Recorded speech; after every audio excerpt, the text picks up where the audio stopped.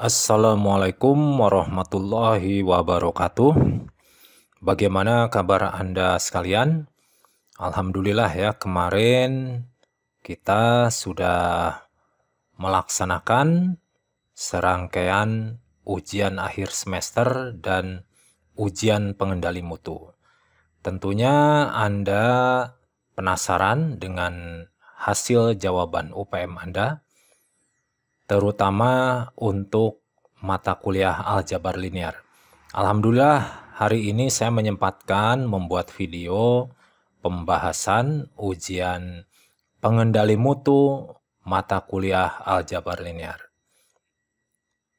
Sebelumnya untuk yang belum subscribe seperti biasa ya, kita lakukan subscribe dulu ya. Kemudian saya ucapkan terima kasih bagi Anda yang subscribe, like, dan memberikan komentar positif. Nah baik, kita langsung saja lakukan pembahasan ya. Nah ini adalah nomor pertama ya. Nah ini diketahui suatu vektor A ya, komponennya seperti ini, kemudian vektor B juga ya, dan vektor C.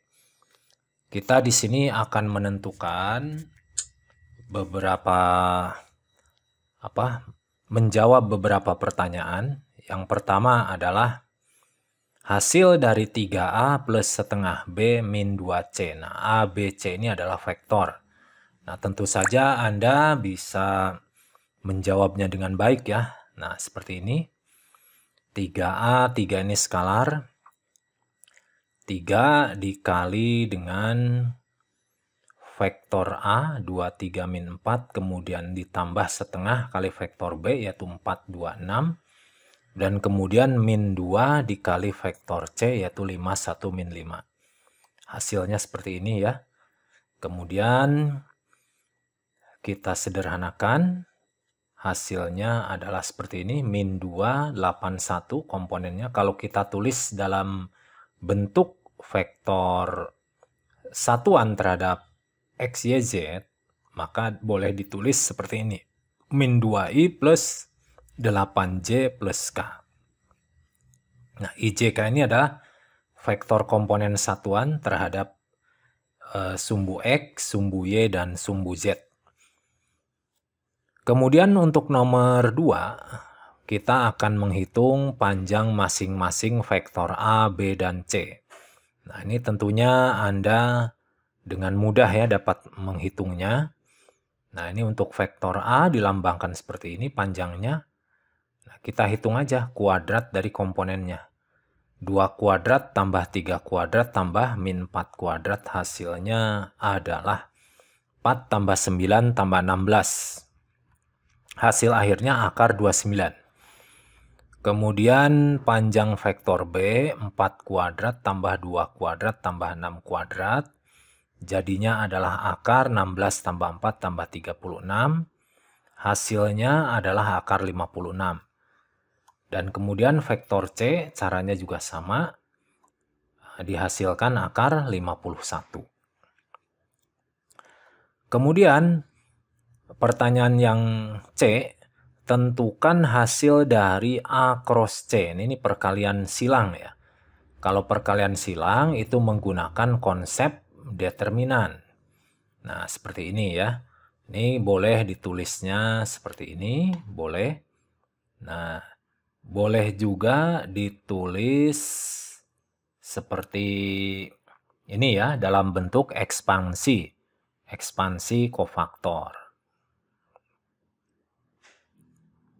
Nah, dalam bentuk ekspansi kofaktor. Nah, ini adalah minor ya, minor. Ini kita ambil ekspansi baris saja ya, IJK. Sehingga ini kita hitung determinan dari matriks minornya. Hasilnya adalah seperti ini. Min 15 tambah 4I, min 10 plus 20J, plus 2 min 15K. Sehingga dihasilkan min 11I, min 10J, min 13K. Jadi hasil dari A cross C ini berupa vektor. Ingat ya, bukan berupa skalar, tapi berupa vektor. Baik, kita lanjutkan lagi dengan pertanyaan yang 1D. Nah, ini menghitung kosinus sudut antara B dan C. Kita tulis dulu rumusnya seperti ini ya. Misalkan theta adalah sudut yang dibentuk oleh vektor B dan C. Sehingga di sini B dot C per panjang vektor B dikali panjang vektor C. Nah, ini ya. Tadi kita sudah terlebih dahulu menghitung panjang vektor B yaitu akar 56 dan panjang vektor C yaitu akar 51. Kemudian perkalian dot produk B kali C ini ditulis seperti ini ya. 4 kali 5 plus 2 kali 1 plus 6 kali min 5. Jadi hasilnya adalah negatif 8 per akar 2856. Nah, ini kalau Anda sederhanakan lagi juga boleh ya. Oke, kalau ini misalkan negatif berarti sudutnya itu adalah sudut tumpul ya, lebih besar dari 90 dan lebih kecil dari 180. Baik ya, semoga Anda banyak yang sesuai. Kita lanjutkan lagi yang pertanyaan 1E yaitu proyeksi vektor A pada C. Nah, ingat ini proyeksi vektor, berarti hasilnya juga vektor. Nah, kita tulis dulu rumusnya. Nah, ini proyeksi vektor A pada C. Nah, ini maaf ya, ini harusnya ditulis A ke C ya. Ini masih tertulis UB ya.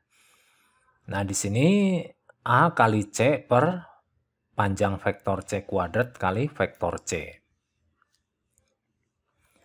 Nah, sehingga kita kalikan ini vektor A kali C-nya. Ini vektor A-nya 2, 3, min 4, C-nya 5, 1, min 5.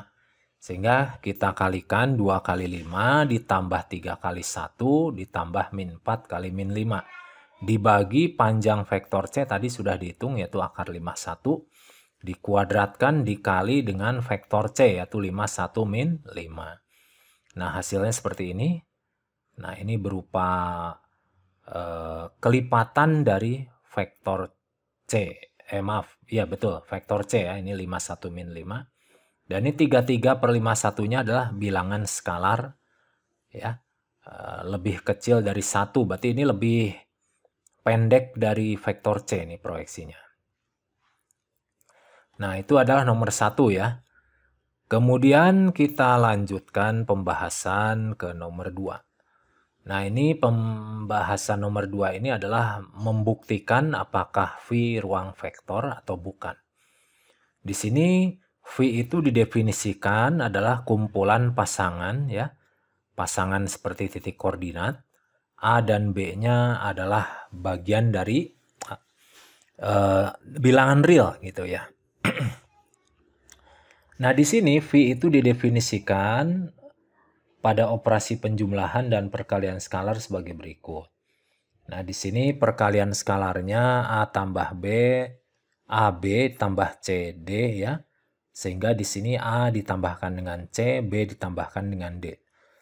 Nah, untuk yang perkalian skalarnya ini A dikali K, kemudian B dikali 2K. Kita akan periksa apakah ini ruang vektor atau bukan. Nah, ini V merupakan himpunan yang berisi pasangan bilangan real AB. Nah, pada operasi penjumlahan, kita lihat ini masih berupa pasangan bilangan real juga kan ya. Jadi untuk penjumlahan ini masih tertutup dalam V. Kemudian pada operasi perkalian skalar, ini didefinisikan, ini sebelah sini dikalikan K, di sebelah sini dikalikan 2K. Secara sekilas ini memang masih tertutup berupa pasangan bilangan real juga. Ya kan? Nah, tetapi kita lihat ini kan sebetulnya ada 10 aksioma ya, cuma diperas jadi 2 aksioma ya. Nah, kita lihat ini untuk K-nya 1, sifat perkalian skalar ini tidak dipenuhi. Kenapa? Nah, karena kalau K-nya 1 kan ini harusnya jadinya identitas. ya kan? Nah, harusnya berlaku aksioma identitas. Ternyata di sini tidak berlaku, ya. AB dikali 1 ternyata hasilnya A2B karena K-nya di sini 1 ya, jadi A2B. Seharusnya kalau dikali 1 itu tetap menghasilkan AB gitu. Jadi untuk untuk pembuktian ini ruang vektor atau bukan, ini sudah kelihatan jelas ya. Berarti ini tidak tertutup untuk perkalian skalar. Ya, terutama untuk nilai K-nya sama dengan 1. Jadi ini tidak berlaku pada perkalian skalar. Sehingga ini kita simpulkan ini bukan ruang vektor. Oke, itu tadi ya. Jawaban nomor 2. Sekarang kita coba pembahasan nomor 3. Misalkan R3 merupakan ruang hasil dalam Euclid, lakukan proses Gram-Schmidt untuk basis U1, U2, U3 menjadi basis ortonormal. Nah, di sini U1-nya sudah didefinisikan ya vektor-vektornya. Kalau kita lihat ini U1, U2 dan ini U3 ya, maaf salah ketik. U1, U2, U3 ini tidak harus sama dengan 0, artinya ketiganya tidak selalu ortogonal. Tetapi di sini kita akan buat basis yang ortonormal. Ortonormal itu adalah saling ortogonal sekaligus panjangnya tiap vektornya 1. Nah, kita lakukan proses Gram-Schmidt di sini karena U-nya ada 3 ya, U1, U2, U3, maka prosesnya sampai 3 tahap. Nah, untuk tahap pertama ini kita nyatakan V1 sama dengan U1. Nah, kita buat V1 sama dengan U1 yaitu 1 min 1, 0. Kita ambil dari sini. Kemudian kita hitung panjang V1-nya yaitu adalah akar 2. Kemudian langkah yang kedua kita buat seperti ini ya. Ada proyeksi vektornya di sini. V2 sama dengan U2 min V2 kali U2 kali V1 per V1 kuadrat dikali V1. Nah, kita ikutin saja ini ya. Nah, kita ikutin saja. Ini U2-nya diambil dari sini, U113. Kemudian ini U2 V1, ini kalau kita kalikan, U2 kali V1 sama dengan 0.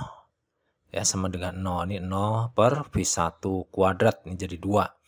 Dikali vektor V1, yaitu 1 min 1, 0. Kalau di sini 0, berarti ini habis ya, 0 semuanya.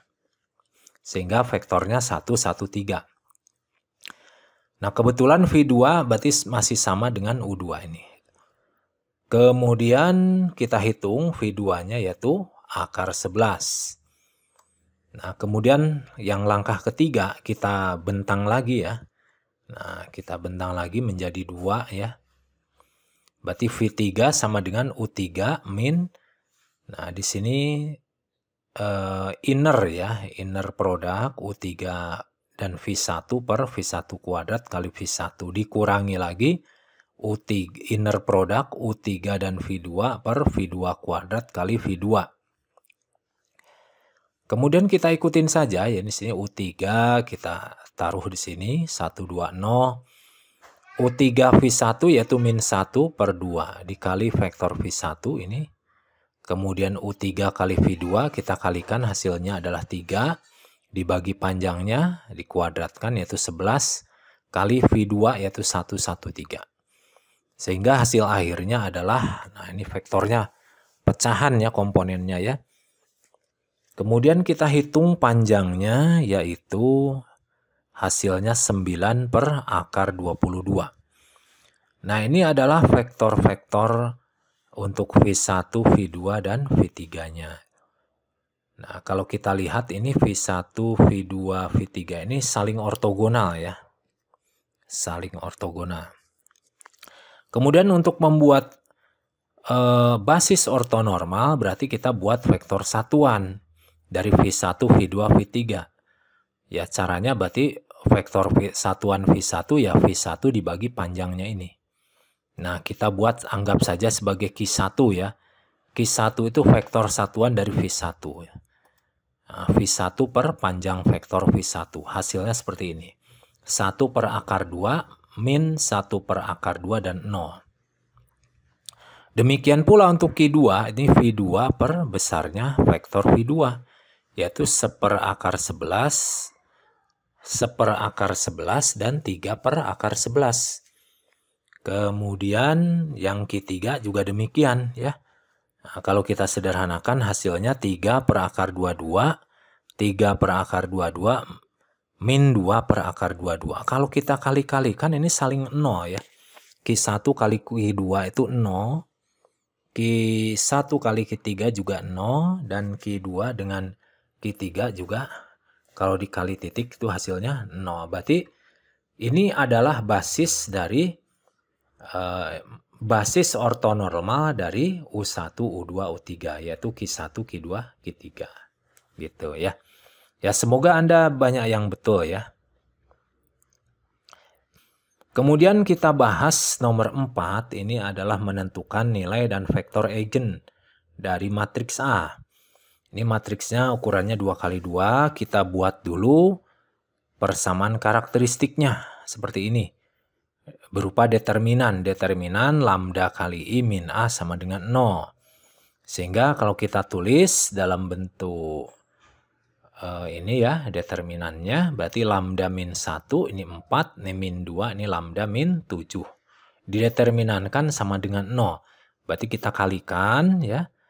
Lambda 1, lambda min 1 kali lambda min 7. Kemudian min 8 atau boleh ditulis seperti ini, jadi plus 8 ya.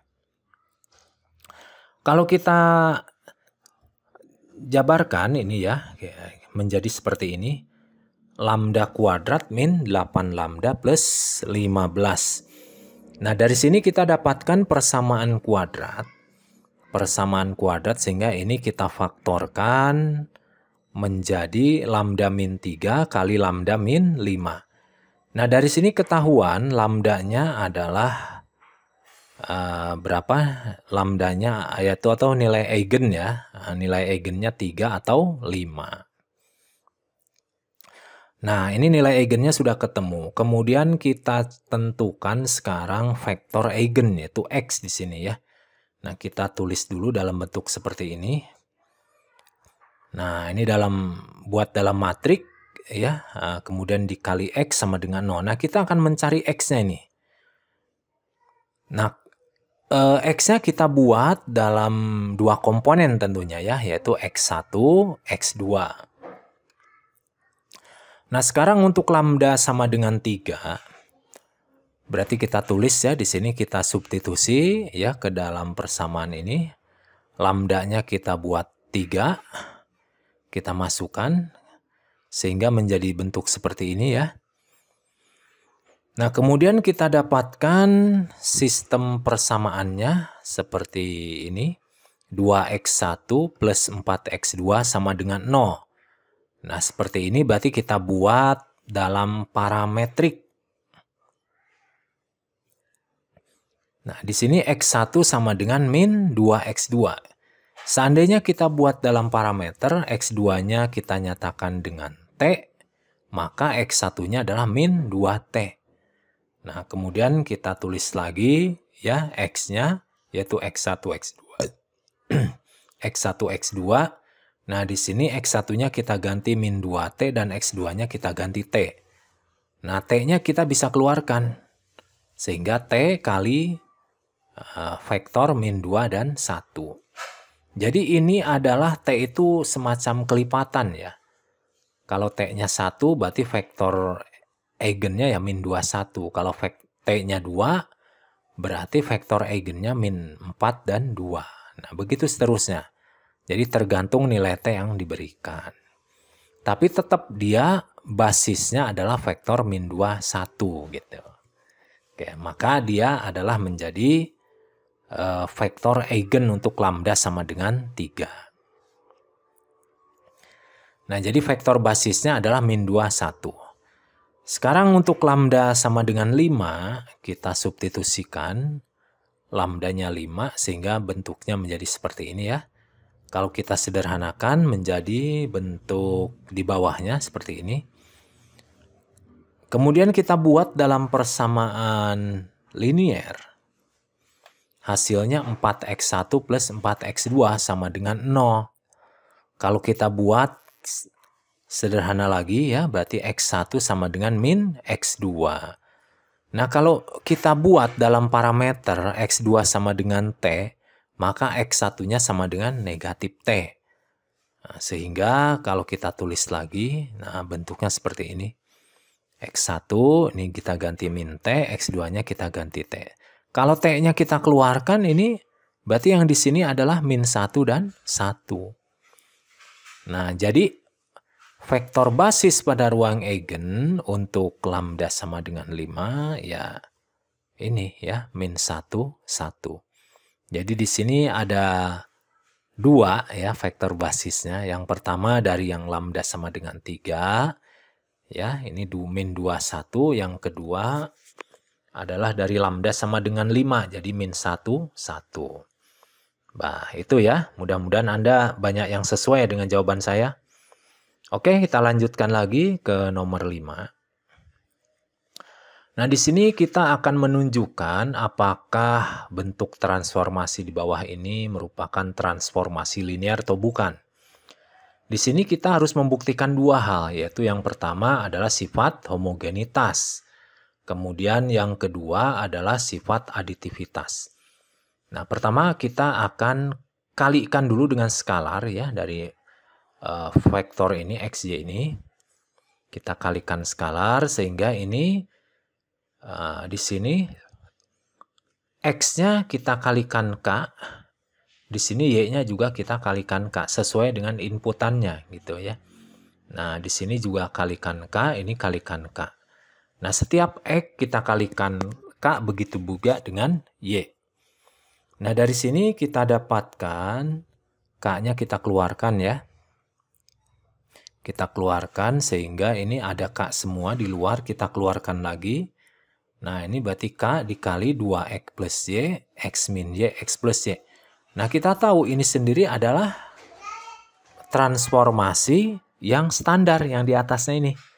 Ya, berarti kita bisa tulis k dikali f x y.